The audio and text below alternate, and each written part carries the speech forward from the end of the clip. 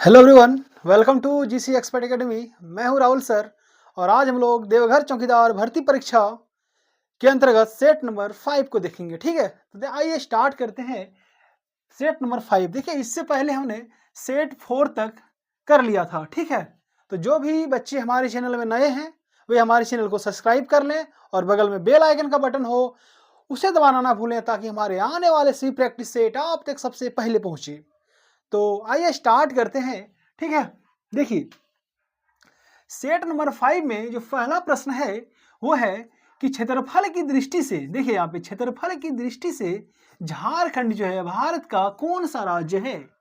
ठीक है, तो आइए हम थोड़ा बात करते हैं क्षेत्रफल के बारे में। देखिए एक तरीके से अगर झारखंड का क्षेत्रफल जो है वो अगर पूछा जाए कि कितनी है तो कितना हो जाएगा, 79,714 वर्ग किलोमीटर हो जाएगा। ठीक है, और अगर क्षेत्रफल के बेसिक पे पूरे भारत में अगर हम झारखंड का स्थान देखेंगे तो कितना हो जाएगा आपका, 15वां रैंक में झारखंड आता है।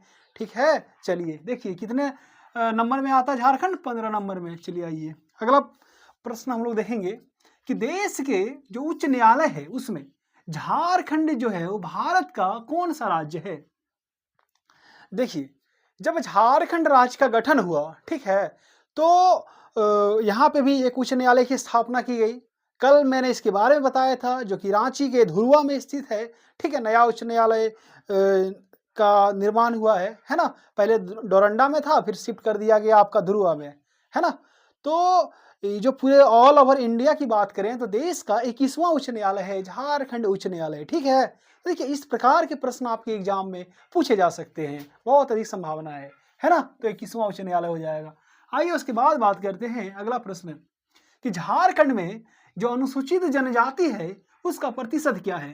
ठीक है, तो एक चीज यहाँ पे आप लोग देखिएगा कि झारखंड जो है ना वो जनजाति बहुल इलाका है, जनजाति बहुल राज्य है। ठीक है, इसलिए आप लोग जब भी देखते होंगे कि राज्य गठन से लेके अब तक, है ना, जितने भी मुख्यमंत्री बने हैं उनमें से सिर्फ एक जो है वो रघुवर दास को छोड़ दिया जाए तो सारे के सारे, है ना, आपके अनुसूचित जनजाति से ही बने हैं। ठीक है, तो अगर हम बात करते हैं पूरे झारखंड में, पूरे झारखंड की जितनी जनसंख्या है उसमें से 26.2% जो है वो सिर्फ अनुसूचित जनजाति आते हैं उसमें। ठीक है, अब बात आती है कि जो अनुसूचित जनजाति है अब उसमें टोटल 32 हो गया आपका, मैंने कल भी बताया था आपको। ठीक है, टोटल कितनी जनजातियां झारखंड में, 32। अब उनमें सबसे बड़ी जनजाति कौन सी है जनसंख्या की बेसिक पे अगर हम बात करें तो संथाल हो जाएगी। ठीक है, जो पूरे भारत, संथाल जो है झारखंड की सबसे बड़ी तो है ही और पूरे भारत की ये तीसरी सबसे बड़ी जनजाति है। यानी संथाल जो है पूरे भारत में भी पाया जाता है। ठीक है, झारखंड के अलावा अन्य राज्यों में भी संथाल की बहुलता देखी जा सकती है ना। चलिए आइए अगला प्रश्न को हम लोग देखेंगे, झारखंड में कितना परसेंट है, 26.20। आइए अगला प्रश्न है कि झारखंड में कितने प्रमंडल हैं। देखिए प्रश्न यहाँ है कि झारखंड में कितने प्रमंडल है। जैसे कि आप सब लोग जानते होंगे झारखंड में कितने प्रमंडल है, 5 प्रमंडल है। कौन कौन सा प्रमंडल है भाई, देखो पहला जो प्रमंडल होता है वो है आपका दक्षिणी छोटानागपुर। मैं मुख्यालय सहित आपको बता दे रहा हूँ। देखिए आप लोग ना नोट डाउन करते रहिएगा। ठीक है, क्योंकि सारी चीज को बोर्ड में लिखना संभव नहीं है, कुछ चीजें मैं बोलता हूँ आप लोग नोट डाउन करते रहिएगा। जब एग्जाम में बैठिएगा ना तो यही चीज बहुत काम देगा आपको। शॉर्ट नोट्स बनाना सीखिए आप लोग। तो देखिए जो पहला प्रमंडल हो गया आपका दक्षिणी छोटानागपुर, उसका मुख्यालय रांची, है ना। दूसरा हो गया आपका उत्तरी छोटानागपुर, उसका मुख्यालय हजारीबाग हो गया। तीसरा हो गया आपका कोल्हान का मुख्यालय चाईबासा। आपका पलामू प्रमंडल हो गया, उसका मुख्यालय हो गया डाल्टनगंज या फिर मेदिनीनगर। और जो संथाल परगना है प्रमंडल, उसका मुख्यालय कहाँ हो गया आपका, दुमका हो गया, है ना। तो इस प्रकार से हमने 5 प्रमंडल को देखा। आइए अगला प्रश्न को देखेंगे कि झारखंड में जो राज्यसभा सदस्यों की संख्या कितनी है। ठीक है, देखिए यहाँ पे ना जो एमपी होते हैं, ठीक है, तो उनसे 3 प्रकार के प्रश्न बन सकते हैं। पहला क्या है ना, यहाँ पे जैसे मेरे पीछे जो को यहाँ पे प्रश्न पूछा जा रहा है कि झारखंड में जो राज्यसभा सदस्य हैं उसकी संख्या कितनी है, तो 6। ठीक है, अब बात करते हैं हम लोग कि झारखंड में इस प्रकार से भी प्रश्न पूछे गए हैं कि झारखंड में सांसदों की कुल संख्या कितनी है। ठीक है, जब सांसद पूछे ना और उसकी कुल संख्या पूछ दे, तो आपको लोकसभा और राज्यसभा दोनों को जोड़ के आपको वहाँ पे टिक करना है। कितनी हो जाएगी? लोकसभा में सदस्य झारखंड से कितने हैं? 14 और राज्यसभा में कितने हैं? 6। टोटल कितना हो गया? 20 हो गया ना? ठीक है, तो इस सब सारी चीज़ों को आप लोग शॉर्ट नोट्स के रूप में नोट डाउन करते रहिए। आइए अगला प्रश्न देखते हैं। ठीक है, देखिए हाँ, यहाँ से कि किस विद्रोह को हूल विद्रोह के नाम से जाना जाता है? ठीक है, देखिए कौन सा ऐसा विद्रोह है झारखंड में, ठीक है, जिसे कि हूल विद्रोह के नाम से जाना जाता है? तो हम लोग संथाल परगना प्रमंडल के अंतर्गत आते हैं और वहाँ पे जितने भी जिलों में यानी संथाल परगना टोटल 6 जिले हैं, तो उन सभी 6 जिलों में जो चौकीदार भर्ती परीक्षा होनी है, ठीक है, बहुत सारे जिले से पाकुड़ में हो गई, गोड्डा में हो गया, ठीक है। तो आप देखिएगा कि संथाल विद्रोह से रिलेटेड 1-2 प्रश्न वहाँ पे पूछे जाते हैं। तो बहुत अधिक संभावना है कि देवघर में भी पूछे जाए, ठीक है। तो जो हम लोग हूल विद्रोह के नाम से संथाल विद्रोह को जाना जाता है, ठीक है। 1855-56 में ये विद्रोह हुआ था, ठीक है, सिद्धू कान्हू चांद भैरव के नेतृत्व में। चलिए आइए अगला प्रश्न को देखते हैं हम लोग। अगला प्रश्न है कि झारखंड की जो अर्थव्यवस्था का मूल आधार क्या है? ठीक है, देखिए झारखंड जो है ना, झारखंड में जब आप देखिएगा तो लगभग 76% जो पॉपुलेशन है वो ग्रामीण आबादी है, ठीक है, और 24% लोग लगभग मैं मान के चल रहा हूँ कि शहरों में रहते हैं। तो गांव के जितने भी लोग रहते हैं वे क्या करते हैं? खेती करते हैं, सिंपल सी बात है, ठीक है। तो यहाँ की अर्थव्यवस्था कैसी होगी? कृषि, ठीक है। मुख्य आधार क्या है? एग्रीकल्चर है, ठीक है। चलिए आइए अगला प्रश्न देखते हैं कि झारखंड का जो राजकीय पुष्प है वो कौन सा है? देखिए झारखंड का जो राजकीय पुष्प है ना वो पलाश है, ठीक है। तो देखिए इतनी इजी प्रश्न तो पूछे नहीं जाएंगे कि झारखंड का राजकीय पुष्प क्या है, ठीक है। तो कभी-कभी ऐसा होता है कि प्रश्नों को चेंज कर दिया जाता है कि ये ऐसे प्रकार मतलब इस प्रकार के प्रश्न पूछेंगे कि झारखंड का जो राजकीय पुष्प है पलाश, ठीक है, उसका वैज्ञानिक नाम क्या है? तो क्या कीजिएगा आप लोग, है ना? तो पलाश का जो वैज्ञानिक नाम हो जाएगा, क्या हो जाएगा? ब्यूटिया मुस्पर्मा हो जाएगा, ठीक है? तो इसी प्रकार से आप लोग हाथी जो है राजकीय पशु, है ना? तो उसका भी आप लोग साइंटिफिक नाम याद कर लीजिएगा, देख लीजिएगा एक बार। जो राष्ट्र वृक्ष है, उसका भी आप लोग एक बार साइंटिफिक नाम याद कर लीजिएगा, है ना? तो देखिए, आइए अगला प्रश्न देखते हैं कि झारखंड के उत्तर से दक्षिण तक की लंबाई कितनी है? अगर आपके पास झारखंड का मैप हो, ठीक है, तो आप लोग देख सकते हैं उत्तर से दक्षिण। उत्तर मतलब क्या हो गया? बिहार, है ना? बिहार का बॉर्डर। दक्षिण मतलब क्या हो गया? जम्मू कश्मीर का बॉर्डर, है ना? एक तरीके से आप हजारीबाग के अंतिम छोर को ले लीजिएगा और एक साइड से आप जो पश्चिमी सिंहभूम के अंतिम छोर को ले लीजिएगा। वहां से यहाँ तक की जो लंबाई होती है वो 380 किलोमीटर है। कल मैंने बताया था आपको कि पूर्व से पश्चिम तक की जो लंबाई है वो 463 किलोमीटर है, ठीक है। चलिए आइए अगला प्रश्न को देखेंगे हम लोग कि झारखंड की जो जनसंख्या भारत की जनसंख्या का कितना % है? देखिए झारखंड की जो जनसंख्या है ना टोटल, ठीक है, वो भारत की कुल जनसंख्या का कितना % है? 2.72%। अगर क्षेत्रफल की बात किया जाए कि झारखंड का जो कुल क्षेत्रफल है भारत के क्षेत्रफल का कितना है, तो 2.42% हो जाएगा क्षेत्रफल में, और जनसंख्या में कितना हो जाएगा? 2.72%, है ना? देखिए अगर कोई भी बच्चे ना हमारे इस टेस्ट सीरीज का, है ना, पीडीएफ प्राप्त करना चाहते हैं तो मैं एक नंबर दे रहा हूँ, ठीक है, 7547827450। आप लोग इस नंबर पे, ठीक है, 7547827450, आप लोग इस नंबर पे हमें व्हाट्सएप मैसेज कर सकते हैं। 10 सेट सिर्फ और सिर्फ आपको 50 रुपये में मुहैया कराया जा रहा है, ठीक है। तो जो भी बच्चे इच्छुक हैं हमारे इस नंबर पर मैसेज करें। ये नंबर डिस्क्रिप्शन में भी दिया गया है, आप लोग वहां पे भी जाके देख सकते हैं। आइए अब अगला प्रश्न को देखेंगे हम लोग। प्रश्न संख्या 11 क्या है कि झारखंड में पहली जनगणना किस वर्ष हुई थी? देखिए झारखंड में जो पहली जनगणना किस वर्ष हुई थी? सिंपल सी बात है, जब भारत में पहली जनगणना होगी तो झारखंड कहाँ का हिस्सा है? भारत का नहीं हिस्सा है जी। तब भारत में झारखंड में भी उसी समय जनगणना हुई थी। कब? 1872 को, ठीक है ना? चलिए अब अगर ऐसा आए कि झारखंड राज्य गठन के बाद पहली बार जनगणना कब हुई थी, तब 2001 ईस्वी होगा, है ना? चलिए, देखिए जो प्रश्न की प्रकृति होती है ना, उस पे आंसर डिपेंड करता है, ठीक है? आइए अगला प्रश्न को देखेंगे कि उत्तरी छोटानागपुर प्रमंडल जो है उसका मुख्यालय कहाँ है? मैंने आपको कुछ देर पहले बताया कि उत्तरी छोटानागपुर प्रमंडल जो है उसका मुख्यालय आपका हजारीबाग में है। कहाँ पे है? हजारीबाग में है, ठीक है?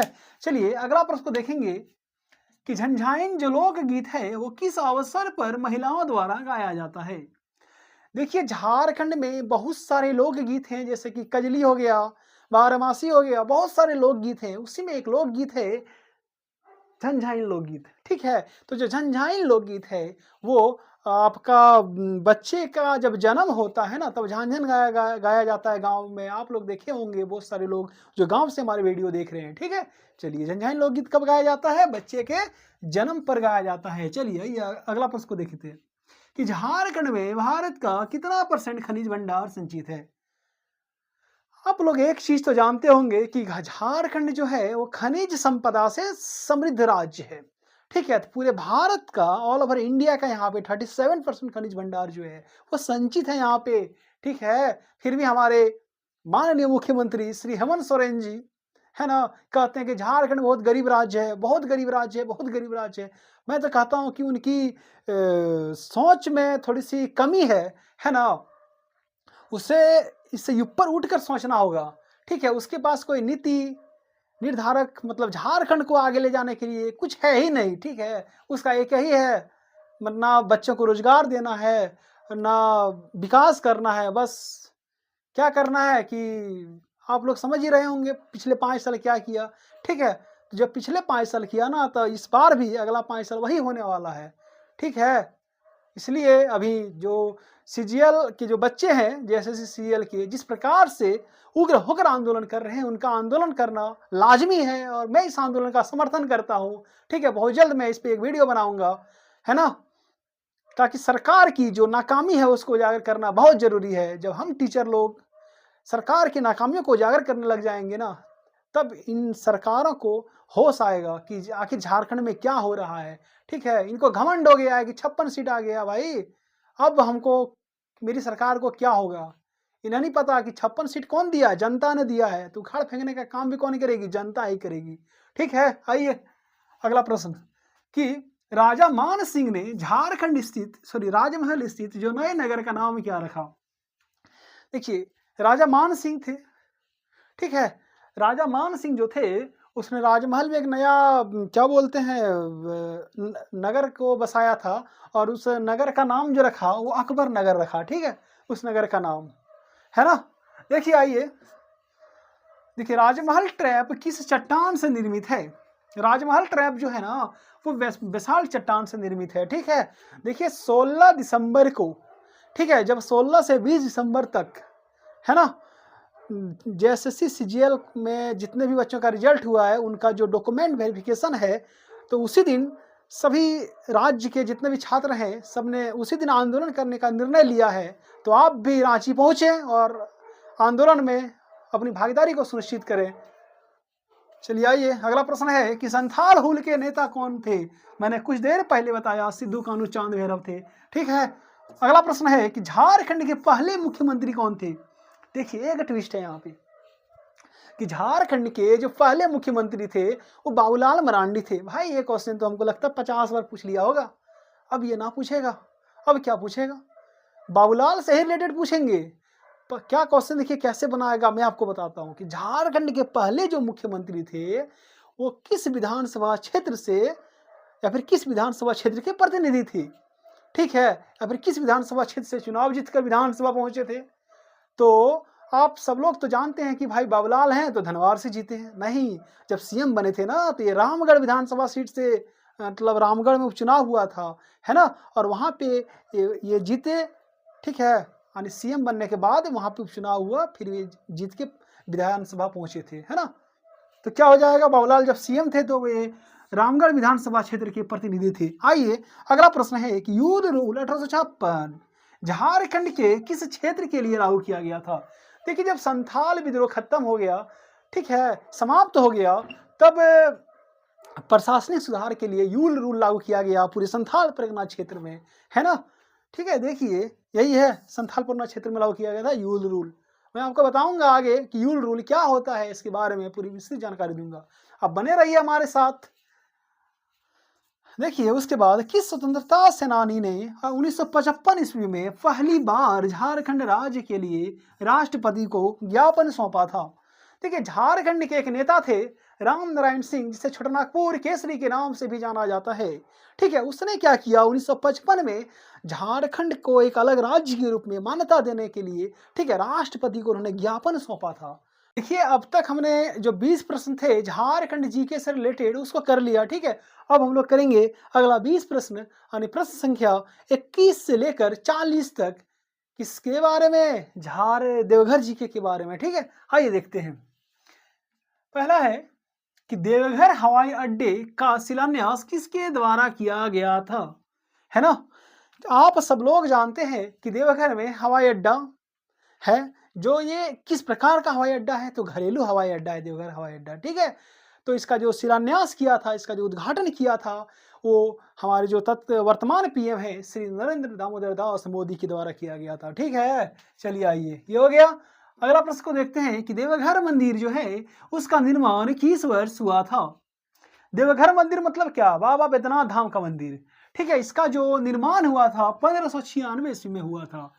अगला प्रश्न को देखेंगे कि देवघर के पूर्व में कौन सा जिला स्थित है? दुमका, है ना? देवघर के पूर्व में मैंने आपको बताया देवघर की बाउंड्री के बारे में। पूर्व में दुमका हो गया, पश्चिम में गिरिडीह हो गया, दक्षिण में जामताड़ा हो गया, उत्तर में बिहार बॉर्डर को टच करता है ना? आइए अगला देखिए, देवघर जिला का औसत वार्षिक वर्षा कितना है?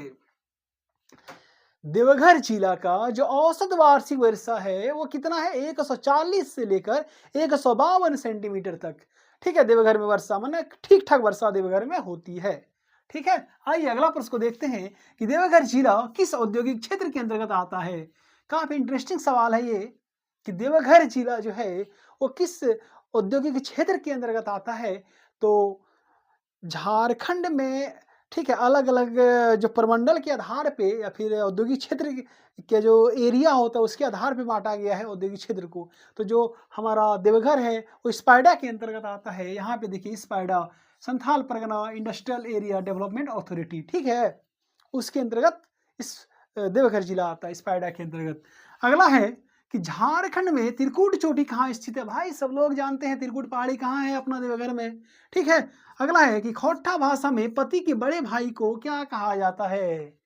मैंने बार बार कह रहा हूं आपसे कि भाई अब देवघर चौकीदार भर्ती परीक्षा की तैयारी कर रहे हो तो खोट्टा बहुत इंपॉर्टेंट है। मैं डेमो यहाँ पे करा दे रहा हूँ। ठीक है, एक दो प्रश्न को डाल के आप लोग थोड़ा थोड़ा जो भी मटेरियल है आपके पास पढ़ लीजिएगा, है ना? पति के जो बड़े भाई है ना, खोट्टा में क्या कहते हैं? भैंसुर कहते हैं। ठीक है, और बड़े भाई की जो क्या बोलते हैं उसको, पत्नी, उसको क्या कहा जाता है? बड़े भाई की पत्नी को भोजी कहा जाता है, समझे? और छोटे भाई की पत्नी को भाभो कही जाती है। ठीक, आइए अगला कि देवघर जिले में कुल कितने विधानसभा क्षेत्र हैं? जैसे कि आप सब लोग जानते हैं देवघर जिले में, ठीक है, 3 विधानसभा क्षेत्र हैं। पहला देवघर जहाँ के विधायक सुरेश पासवान हैं, दूसरा मधुपुर जहाँ के विधायक हफीजुर हसन है जो झारखंड सरकार में अल्पसंख्यक कल्याण मंत्री हैं, और तीसरा जो विधानसभा क्षेत्र है वो सारठ है जहाँ के विधायक उदय शंकर सिर्फ सिंह उर्फ चुन्ना सिंह है। ठीक है, आइए अगला सवाल को देखते हैं कि देवघर जिले के वर्तमान पुलिस अधीक्षक कौन है? भाई वर्तमान पुलिस अधीक्षक यानी एसपी जो होते हैं देवघर जिले के, कौन है? अंबर लकड़ा जी। क्या नाम है उनका? अंबर लकड़ा। अगला है कि बकोलिया जलप्रपात झारखंड के किस जिले में स्थित है? देखिए बकुलिया जलप्रपात के बारे में अब तक आप लोगों को रटा गया होगा, इतनी बार बकुलिया जलप्रपात आए और हर बार अलग अलग, ऐसा नहीं कि एक ही क्वेश्चन को उठा के दे रहा हूँ, हर बार इससे अलग अलग प्रकार के क्वेश्चन बन रहे हैं। तो बकुलिया कहाँ पे है? देवघर में है। देवघर के किस प्रखंड में है? गिरिडीह, सॉरी मधुपुर प्रखंड में है। किस मार्ग पर है? तो मधुपुर गिरिडीह मार्ग पर है। ठीक है, झारखंड सरकार ने कितने रुपये इसके विकास के लिए आवंटित किए? 1 करोड़ रुपये आवंटित किए हैं। इतनी सारी प्रश्न बन रही है बकुलिया वाटरफॉल से, इसलिए बहुत इंपॉर्टेंट क्वेश्चन है बकुलिया वाटरफॉल, है ना? अब अगले प्रश्न को देखते हैं हम लोग, प्रश्न संख्या 31। देखिए किस नदी पर झारखंड का मसानजोर डैम स्थित है? देखिए, मैंने कल के वीडियो में चर्चा किया था मसानजोर डैम के बारे में, जो मयूराक्षी नदी पर स्थित है। ठीक है, आप लोग मसानजोर डैम के बारे में एक चीज़ और जानिए कि इन्हें कनाडा डैम के नाम से भी जाना जाता है, क्योंकि ये जो डैम है, इसे कनाडा के सहयोग से बनाया गया था। ठीक है, तो किस नदी पर स्थित है मसानजोर डैम भाई? मयूराक्षी नदी पर स्थित है। अभी आने वाले 1 तारीख को, जब 1 जनवरी को बहुत सारे लोग पिकनिक मनाने के लिए, ठीक है, यहाँ पे पर्यटकों की भीड़ लग जाती है ना? हज़ारों हज़ार पर्यटक पहुँचते हैं कनाडा डैम पर। आइए अगला प्रश्न को देखते हैं कि देवघर किस लोकसभा क्षेत्र के अंतर्गत आता है ना? सिंपल सी बात है भाई, देवघर जो है ना वो गोड्डा लोकसभा क्षेत्र के अंतर्गत आता है, जहाँ के हमारे जो सांसद हैं भारतीय जनता पार्टी से संबंधित हैं, श्री निशिकांत दुबे जी, श्री नहीं बोलेंगे अब इसको, डॉक्टर निशिकांत दुबे जी बोलना पड़ेगा, क्योंकि इन्होंने पीएचडी की डिग्री प्राप्त कर ली है ना? भले भागलपुर के हैं, ठीक है, लेकिन गोड्डा से लोकसभा सांसद हैं। देख लिए किस तरह बिहारियों का झारखंड पे कब्जा है, तो कहाँ से मिलेगा हमारे झारखंडियों को नौकरी, आप बताइए, है ना? जितना सीट निकालते हैं, हमको लगता है कि 70% तो ये बेच ही देते हैं, ठीक है, दूसरे राज्यों को। अब 30% में जिनके पास टैलेंट है, अतिरिक्त टैलेंट है, वही पहुँच पाते हैं, ठीक है? झारखंड के जो गरीब बच्चे हैं, वे नौकरी से वंचित रह जाते हैं, और यही 5 साल में, पिछले 5 साल में हो रहा है, और हमें लगता है अगले 5 साल भी यही होगा। इसलिए आप लोग 16 तारीख को भारी से भारी संख्या में रांची पहुँचे, ठीक है? और ये भ्रष्ट सरकार का, ठीक है, पोल खोल अभियान चलाएँ। चलिए आइए, अगला सवाल है कि देवघर के किस धार्मिक स्थल को चैतन्य पीठ कहा जाता है? ठीक है, देवघर के किस धार्मिक स्थल को चैतन्य पीठ कहा जाता है? तो रामकृष्ण मिशन है। आप लोग देवघर में रामकृष्ण मिशन को देखे होंगे, ठीक है, तो उन्हें चैतन्य पीठ भी कहा जाता है। ठीक है, इसके पीछे क्या कहानी है? अगर ज़्यादा जानना हो, हमारे प्लेलिस्ट में आप लोग जाइए, वहाँ पे मैं देवघर जीके, ठीक है, के बारे में मैंने आपको पढ़ाया है, ठीक है, लगभग 1 घंटे की क्लास है, वहाँ पे देवघर जीके के बारे में ओवरऑल चीज़ों को पूरे एक्सप्लेन, मतलब विस्तृत तरीके से मैंने पढ़ाया है, ठीक है? आप लोग वीडियो ज़रूर देखिएगा। आइए, अगला प्रश्न है कि देवघर जिला का मुख्यालय कहाँ स्थित है? देखिए, देवघर जिला का जो मुख्यालय है ना, वो देवघर में स्थित है, ठीक है? आइए अगला कि 2011 की जनगणना के अनुसार देवघर जिले में कुल कितने गाँव हैं? भाई, कल हम लोग बात कर रहे थे झारखंड में कुल कितने गांव हैं? कितने गांव थे झारखंड में? 32,615 गांव थे। तो देवघर में कितने गांव हैं? तो 2704 गांव उनमें से देवघर जिले में ही है, ठीक है? चलिए आइए अगला सवाल देखिए, बहुत इंपॉर्टेंट है, प्रश्न आ सकता है ये।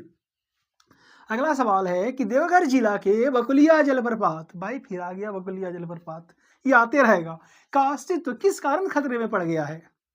तो देखिए, बकुलिया जलप्रपात जो है ना, इसका अस्तित्व खतरे में पड़ गया है। क्यों पड़ गया भाई खतरे में? क्योंकि यहाँ पे पत्थर का अवैध खनन जो है बहुत ही बड़ी मात्रा में हो रहा है। आप लोग संथाल परगना के, ठीक है, जहाँ के पाकुड़ में हो गया, देवघर जिले में भी होता है ये पत्थर का बहुत सारे, मतलब अवैध खनन बहुत बड़ी मात्रा में हो रहा है, ठीक है? अब इसके बारे में मैं ज़्यादा विस्तृत नहीं बताऊँगा अभी, ठीक है? जब मैं जागरूकता बैच को स्टार्ट करूँगा तो वहाँ पे पोल खोल अभियान चलाऊँगा सरकार के खिलाफ, आप लोग मेरे साथ बने रहिए, है ना? जब तक मैं झारखंड के एक-एक व्यक्ति को जागरूक ना कर दूँ, ठीक है? तब तक मैं चैन का साँस नहीं लूँगा। आइए आगे। देखिए, ये तो हो गया, अगला है, नहीं यही है कि बकुलिया जलप्रपात देवघर के किस प्रखंड में स्थित है? भाई फिर से वही बकुलिया आ गया। तो किस प्रखंड में है? मैंने आपको बताया मधुपुर प्रखंड में है, ठीक है? आइए अगला सवाल है कि देवघर जिला के कितने पार्क को झार पार्क में शामिल किया गया है? देखिए, झार पार्क क्या होता है ना कि इसमें आपको जो है क्या बोलते हैं कि थोड़ा-सा बढ़िया तरीके से इसको डेवलप किया जाता है ना? ये रघुवर के टाइम में ये चीज़ें लागू की गई थी, झार पार्क वाला सिस्टम, है ना? जब रघुवर दास सीएम थे तब। इनकी इतनी सोच विकसित नहीं हुई है, जितना आप लोग सोच रहे हैं कि ये सब सोच ले आगे, ठीक है? इनकी कहाँ तक सोच है आप लोग पिछले 5 साल में देखे, है ना? वैकेंसी निकालो, टरका-टरका के 5 साल तक टरकाते रहो, जब चुनाव आए तब एग्ज़ाम ले लो, उस टाइम रिज़ल्ट मत निकालो। जब जीत जाओ उसके बाद जिससे मतलब जो भी कनेक्शन है फटाक से रिजल्ट निकाल दो, है ना? ये नहीं चलने वाला है अब, ठीक है? चलिए 0। देवघर जिला के कितने पार्क को झाड़ पार्क में शामिल किया गया? 0, एक भी पार्क को देवघर जिला के झाड़ पार्क में शामिल नहीं किया गया, ठीक है? जबकि मैं आपको बता दूं इस टाइम देवघर के 2-2 मंत्री थे, ठीक है? कौन-कौन थे? पहला राज परिवार थे और दूसरा रणधीर सिंह थे, ठीक है? लेकिन फिर भी देवघर जिला के एक भी झाड़ पार्क को पार्क को झाड़ पार्क में शामिल नहीं करा पाए, है ना? आइए आगे बात करते हैं कि देवघर जिला का वाहन निबंधन संख्या कितना है? तो देखिए देवघर जिला का वाहन निबंधन संख्या क्या होता है भाई? जब आप लोग देवघर के किसी भी शोरूम से गाड़ी खरीदते हो ना, तो वहाँ पे देखिएगा जो आपको नंबर मिलता है लिखा होगा JH15, तो वही है आपका वाहन निबंधन संख्या। अगर 15 दिखे ना, तो वो है आपका देवघर से रिलेटेड है, ठीक है? अगर रांची का रहे तो JH01 दिखेगा आपको। आइए धनबाद का रहे तो JH10 दिखेगा आपको, ठीक है? क्या दिखेगा? 10। आइए लास्ट सवाल है झारखंड जी के सॉरी देवघर जी के से रिलेटेड कि देवघर जंक्शन का स्टेशन कोड क्या है? देखिए जब देवघर जंक्शन आप लोग जाते होंगे ना, जैसे मधुपुर जंक्शन आप लोग जाते होंगे, उसका स्टेशन कोड क्या है? MDP, है ना? तो उसी तरह से देवघर जंक्शन का जो स्टेशन कोड है वो क्या है? DGHR, है ना? इसको याद रखिएगा, बहुत इंपॉर्टेंट है। और देवघर जिला में जितने भी स्टेशन हैं, छोटे हो बड़े हो, सबका स्टेशन कोड आप लोग नोट डाउन कर लीजिएगा, है ना? गूगल से सर्च करके। जब देवघर जी के समाप्त हो गया तो अब हम लोग बात करेंगे, कुछ प्रश्न जो हैं वो मैथमेटिक्स से भी आते हैं। तो आइए कुछ प्रश्नों को हमने भी इस सेट में मैथमेटिक्स से शामिल किया है। आइए देखते हैं प्रश्न संख्या 41 क्या है कि सबसे बड़ी तथा सबसे छोटी जो 2 अंकों की अभाज्य संख्या है उसके अंतर, है ना? उसकी गणना कीजिए। देखो 2 यहाँ पे देखिएगा 2 अंकों की सबसे बड़ी, क्या बोल रहा सुनिएगा, 2 अंकों की सबसे बड़ी और 2 अंकों की सबसे छोटी जो अभाज्य संख्या होती है उसके अंतर की गणना करना है। तो 2 अंकों की सबसे बड़ी अभाज्य संख्या क्या हो गया? 97 हो गया, ठीक है? और सबसे छोटी अभाज्य संख्या क्या हो गया? 11 हो गया। 2 अंकों की मैं बात कर रहा हूँ। दोनों को जब माइनस कीजिएगा क्या निकलेगा? आपका यहाँ पे देखिएगा 86 है, ठीक है? चलिए आइए दूसरा प्रश्न है 1.07 into 65 plus 1.07 into 26 plus 1.07 into 9 का मान क्या है? तो इसका जब मान आप लोग कैलकुलेट करके निकालिएगा तो 107 निकल जाएगा। तीसरा सवाल है कि किसी संख्या के 30% का 15% 18 है। कोई भी संख्या है उसका 30% का 15% 18 है, ठीक है? तो संख्या क्या होगी भाई? तो 400 हो जाएगी संख्या, क्या हो जाएगी? 400, ठीक है? आइए अगला देखिए 2 संख्याओं का औसत क्या है? m है, ठीक है? 2 संख्या है जिसका एवरेज क्या है? m। अगर एक संख्या 2 में से एक संख्या n है तो दूसरी संख्या क्या हो जाएगी? दूसरी संख्या क्या हो जाएगी? 2m - n। आप लोग कैलकुलेट करके निकाल लीजिएगा, है ना? आइए अगला सवाल देखते हैं कि 2 संख्याओं का योग है 40। 2 को संख्या है, मान लिया x और y, इसका योग हो गया 40 तथा अंतर क्या हो गया? 4 हो गया भाई। x - y = 4। तो दोनों संख्या का जो अनुपात होगा वो क्या होगा? तो अनुपात जो होगा वो 11:9 हो जाएगा, 11:9 हो जाएगा, ठीक है? आइए अगला सवाल देखते हैं कि झारखंड के किस जिले में अभ्रक बड़े पैमाने पर पाया जाता है? देखिए यहाँ से 5 जो सवाल थे मैथ के उस वो हो गए। अब अगला 5 सवाल जो है वो झारखंड जी के से रिलेटेड हैं कि झारखंड के किस जिले में अभ्रक का, ठीक है, जो है मतलब बड़े पैमाने पर पाया जाता है अभ्रक। तो आप लोग जानते होंगे जो गिरिडीह हो गया, जो कोडरमा हो गया, 2 जिले जो है वो अभ्रक के लिए फेमस है। कोडरमा को, ठीक है, भारत की अभ्रक, झारखंड की नहीं भारत की अभ्रक राजधानी भी कही जाती है, ठीक है? यहाँ रूबी प्रकार के अभ्रक पाए जाते हैं, ठीक है? अगर कोई भी बच्चे हमारे इस क्लास का PDF लेना चाहते हैं तो डिस्क्रिप्शन में मेरा नंबर है, ठीक है? और मैं यहाँ पे नंबर लिख भी दे रहा हूँ 7547827450। आप इस नंबर में हमें व्हाट्सएप मैसेज कर सकते हैं, ठीक है? मेरा नंबर है 7547828450, ठीक है? देख रहे हैं आप यहाँ पे, ठीक है? आपको 10 सेट मात्र 50 रुपये में मुहैया कराया जाएगा, ठीक है? देखिए सिर्फ वीडियो देखने से काम नहीं चलने वाला है। आपके पास अगर सेट रहेगा, ठीक है, पीडीएफ के रूप में हार्ड कॉपी उसका, तो क्या होगा ना कि आपको रिवीजन करने में बहुत ही आसानी होगी। ठीक है, तो मैं 10 सेट का पीडीएफ आपको उपलब्ध करा दूंगा, आप जाके प्रिंट आउट निकाल लीजिएगा, बार बार रिवीजन करते रहिए, जब जाइएगा एग्जाम में 40 प्लस आराम से क्वेश्चन सही करके आइएगा। ठीक है, आज मैं आपको बता रहा हूँ, बहुत सारे लड़के ने अब तक पीडीएफ परचेस कर लिया है, अब आपकी बारी है, फटाफट पीडीएफ परचेस कीजिए। 50 रुपये कोई बड़ी बात नहीं है भाई, बहुत सारे लोग तो गुटखा खा के 50 रुपये उड़ा देते हैं, है ना। चलिए देखिए इधर, मैं नहीं खाता, बहुत सारे लोग खाते हैं, मैंने एग्जाम्पल लिया। देखिए आगे कि पारसनाथ पहाड़ किस पठार का हिस्सा है। भाई पारसनाथ पठार पहले कहाँ है, गिरिडीह में है। ठीक है, तो गिरिडीह में तो कौन से पठार का हिस्सा हो जाएगा, गिरिडीह पठार। गिरिडीह अपने आप में एक पठार ही है। ठीक है, आइए अगला सवाल कि राजमहल ट्रैप का जो निर्माण हुआ वो किस काल में हुआ था। देखिए राजमहल ट्रैप जो है संथाल परगना में है, उसका जो निर्माण हुआ था ना वो जुरासिक काल में हुआ था। कौन काल में, जुरासिक युग में हुआ था। ठीक है, देखिए जुरासिक युग है ना। आइए अब अगला सवाल को देखते हैं। ठीक है, देखिए आप लोग कमेंट करते रहिएगा कि हमारा पढ़ाने का जो अंदाज है बोर्ड में वो कैसा लग रहा है। अगर और कुछ भी चीज़ें चेंजिंग करनी पड़े तो आप लोग बताइए कमेंट बॉक्स में। ठीक है, कि सर थोड़ा सा यहाँ पे सुधार होना चाहिए, ऐसे होना चाहिए। जब तक नहीं बताइएगा हमें फिर सुधार करने का मौका कैसे मिलेगा, है ना। आइए अगला सवाल देखते हैं कि झारखंड की सबसे ठंडी जगह कौन सी है। नेतरहाट, झारखंड की। देखिए अभी ठंडे का मौसम है भाई, तो झारखंड का सबसे ठंडा जगह की बात करना एकदम लाजमी है। तो नेतरहाट कहाँ पे है, लातेहार में है। ठीक है, और जब गर्मी का दिन आएगा तब गर्मी सब झारखंड का सबसे गर्म जगह की बात करेंगे। वैसे मैं आपको पहले बता देता हूँ, झारखंड का ना सबसे जो गर्म जगह है वो है जमशेदपुर। ठीक है, चलिए आइए अगला सवाल। अगला और आखिरी सवाल है कि हुंडरू जलप्रपात किस नदी पर स्थित है। देखिए मैंने कल हुंडरू जलप्रपात के बारे में आपको पढ़ाया था। तो हुंडरू जलप्रपात झारखंड का दूसरा सबसे ऊंचा जलप्रपात है। ठीक है, जिसकी ऊंचाई जो है अगर मीटर की बात करेंगे कितनी है, 98 मीटर है। किस नदी पर स्थित है, तो स्वर्ण रेखा नदी पर स्थित है, रांची में स्थित है, रांची के अनगढ़ा ब्लॉक में स्थित है। इतनी सारी चीज़ें मैंने आपको बता दिया। ठीक है, तो आज की क्लास को हम यहीं समाप्त करते हैं। अगर वीडियो अच्छी लगी हो तो लाइक कीजिएगा, और जिन्होंने भी हमारे चैनल को अब तक सब्सक्राइब नहीं किया है वे सब्सक्राइब कर लें। बगल में बेल आइकन का बटन हो उसे दबाना ना भूलें, ताकि हमारे आने वाले वीडियो आप तक सबसे पहले पहुँचे।